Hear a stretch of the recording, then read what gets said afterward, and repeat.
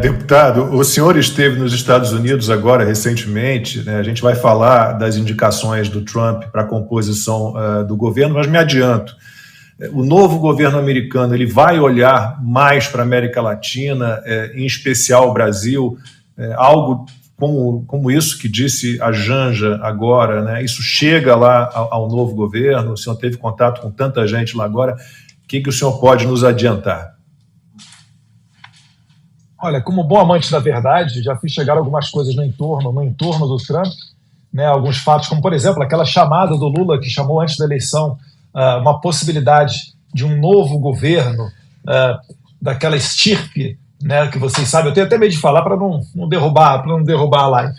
Mas a gente faz questão de que essas verdades cheguem até eles, e eles vão ter uma atenção totalmente especial. Eu estava vendo aqui, entre os vários assuntos que a gente poderia comentar, uma matéria, inclusive, da Folha de São Paulo. Olha como é que é importante a gente ter uma imprensa livre, né? A Folha que já fez editorial falando atrocidades ou até opiniões de pessoas que entraram na Folha pedindo a morte, desejando a morte do presidente Bolsonaro, e ele nunca sequer fechou ou fez alguma investida contra a Folha de São Paulo nesse sentido. Matéria da Folha de agora, princesa, deixa o papai falar aqui rapidinho. Novo secretário de Estado dos Estados Unidos encontrou advogados de ex-assessor de Bolsonaro. Marco Rubio discutiu possível fraude em registro de entrada de Felipe Martins no país. Aqui a gente tem claro a atenção que será dada ao Brasil. Há um receio de que esse vírus que foi gestado aqui por principalmente uma pessoa do judiciário, que ela possa chegar lá nos Estados Unidos. Eles não querem isso. O Marco Rubio é um senador de longa carreira, uma pessoa que é descendente de cubanos, identificado com as questões de liberdade nas ditaduras latino-americanas, e acabou de se encontrar com uma advogada do Felipe Martins, que é o caso que está trazendo aqui a Folha de São Paulo. Isso daí interessa muito aos americanos. Se antes já interessava a parlamentares com os quais a gente teve acesso, agora interessa às pessoas dentro do executivo. Olha como é que essa eleição foi importante.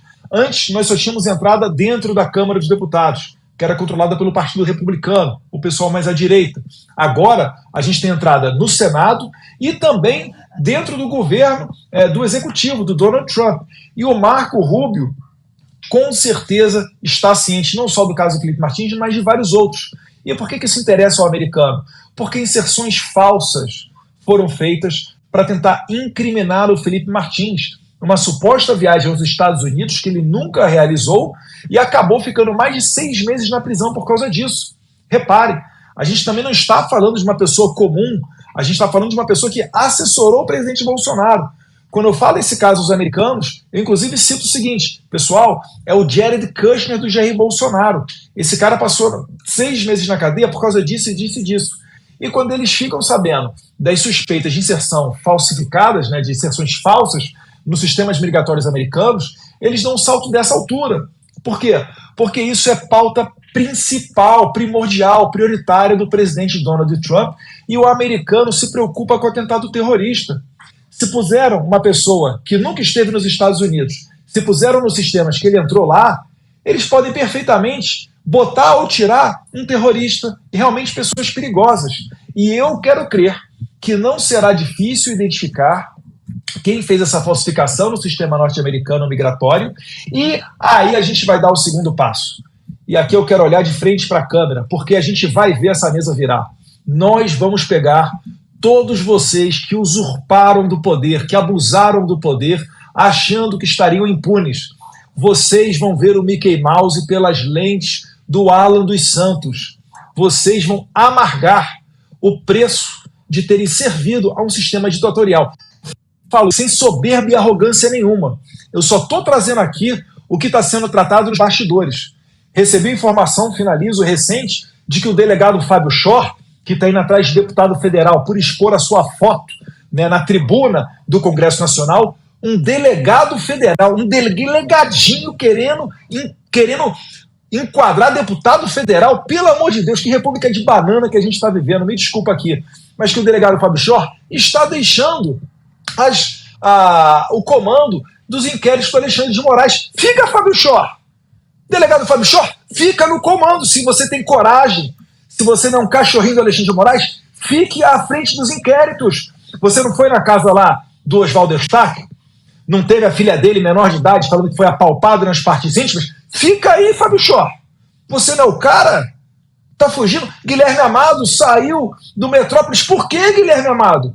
Não foi você que deu a notícia que o Alexandre de Moraes usou para embasar a prisão do Felipe Martins? Não foi você que fez uma pesquisa no CBP, o site norte-americano, com o passaporte de Felipe Martins, o que o site já mostra que é ilegal, você só pode consultar o seu passaporte, não dos outros? Não foi você que fez a pesquisa?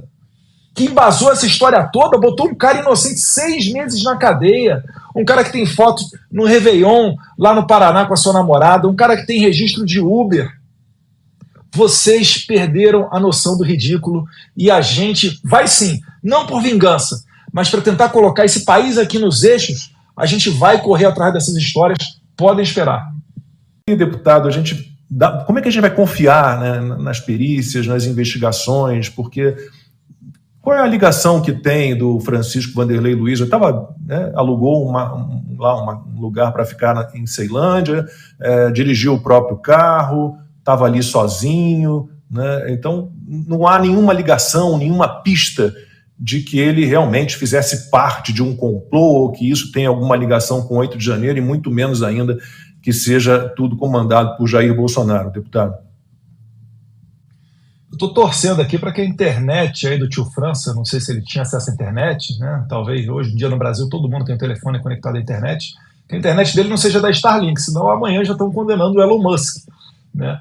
Agora, disso tudo, o que eu destacaria é a celeridade com que essas imagens vieram à tona, ao contrário daquilo ocorrido em 8 de janeiro. Em 8 de janeiro, nós chegamos a fazer uma CPMI para analisar esse caso, que a gente sabe que é um protesto que foi longe demais, com penas totalmente absurdas, uma perseguição implacável. Inclusive, a gente deve entrar nesse assunto, creio, né, dos 61 brasileiros que a Alexandre de Moraes está pedindo a extradição, que estão lá na Argentina. Mas isso daí demonstra que essas imagens foram saudáveis no seguinte sentido, para ver que foi uma pessoa que realmente utilizou de fogos de artifício, e aí cada um pôde formar o seu julgamento e não se informar através das narrativas de outro.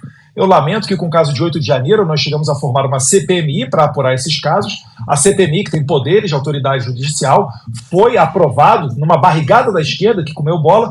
Nós aprovamos um requerimento do deputado Felipe Barros para ter acesso às câmeras do Ministério da Justiça, do então ministro da Justiça, Flávio Dino, que hoje trocou com o STF, né? Ele foi para o STF e o Lewandowski do STF virou o MJ, e até hoje essas imagens não vieram à tona. Então você consegue perceber que existe uma disparidade de condutas que salta aos olhos da população. Quando você olha ministros da Suprema Corte dando tom de seriedade, querendo dizer que se trata de um fato terrorista, por outro lado você olha a Janja debochando, você não tem como dizer que aquilo dali é algo de extrema periculosidade. É claro que ninguém gostaria que acontecesse, né? Inclusive tinham explosivos, mais material incendiário que foi encontrado no carro desse tio França, no anexo 4 da Câmara dos Deputados, né, onde, por acaso, este deputado aqui trabalha e passa toda semana. Então, e eu não estou incrédulo, né, saltando por aí falando que, olha, é um terrorista, é um terrorista. Eu, inclusive, ressalto aqui que durante o governo Obama, um veterano de guerra, provavelmente com problemas psicológicos, norte-americano, ele saltou, né, pulou os muros da Casa Branca e chegou a quase entrar na Casa Branca antes de ser detido. Essa pessoa tinha centenas de cartuchos de munição no seu carro e pretendia fazer ali alguma coisa contra o então presidente Obama. Porém, essa pessoa não foi tratada como terrorista. Isso que a gente está falando de Estados Unidos, um país que se preocupa muito com essa causa. Agora, já no Brasil, ao que parece, né, uma pessoa com fogos de artifício, já estão falando em atentado terrorista, muito provavelmente porque querem colocar adiante medidas como a regulamentação da internet, né, a tal narrativa do gabinete do ódio, que nunca existiu, inclusive desde 2019 até hoje não foi concluído o inquérito das fake news, reviraram de cabeça para baixo a vida de todo mundo, não só da minha família, do entorno do presidente, várias outras pessoas, e nunca acham nada. E aí, finalizando, né, eu fico realmente surpreso de que como essas pessoas como a Eliane Cantanhede, que faz um artigo desse falando de Musk, Trump, Milley e Bolsonaro para chegar nos relatos desse fato, que ocorreu agora, provavelmente desse suicida, como que essas pessoas não compreendem que eles estão mergulhados em descrédito? Como é que ela quer fazer crer que alguém vai acreditar no que ela escreve? Aí a queda de audiência de Globo News, de outras emissoras grandes, é simplesmente inacreditável como essas pessoas não conseguem enxergar a tábua que está na frente dos olhos delas quando se fala em matéria de imprensa. E aí, né, qualquer pessoa, né, minimamente honesta vai para a internet e consegue ter mais audiência do que essas pessoas. É, no mínimo, lamentável.